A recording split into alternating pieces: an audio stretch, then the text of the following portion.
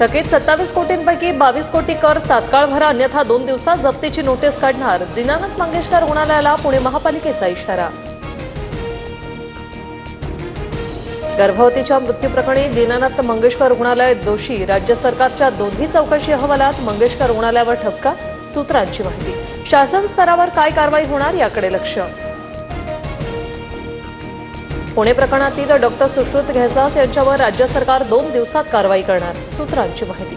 गर्भवती ईश्वरी भिसे मृत्यू प्रकरणातील अहवालात प्रथम दर्शनी डॉक्टर घेसास दोषी असल्याची माहिती. 6.5 तासांपासून सुप्रिया सुळेंचं पुणे जिल्हाधिकारी कार्यालयासमोर धरणं आंदोलन. भोर तालुक्यातील रस्त्यांची दुरावस्था, पनेश्वर देवस्थानाकडे जाणारा रस्ता बनवण्याची मागणी. 26 अकराचा मास्टरमाइंड तहव्वूर राणाला उद्या भारतात आणणार. एनआयची टीम तहव्वूर राणाला घेऊन येणार. सूत्रांची माहिती. तर राणा सुरुवातीचे काही आठवडे एनआय कोठडीत राहण्याची शक्यता.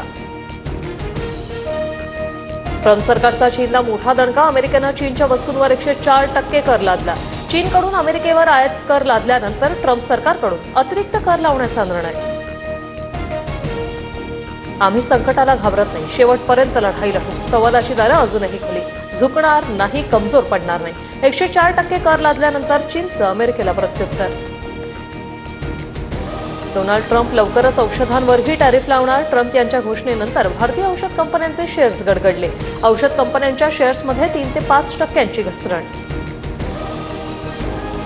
मुंबईसह परिसरात सीएनजीच्या किमतीत ₹1.5 वाढ. तर पाईपद्वारे वापरल्या जाणाऱ्या स्वयंपाकाच्या गॅसमध्येही आजपासून प्रति युनिट ₹1 वाढ.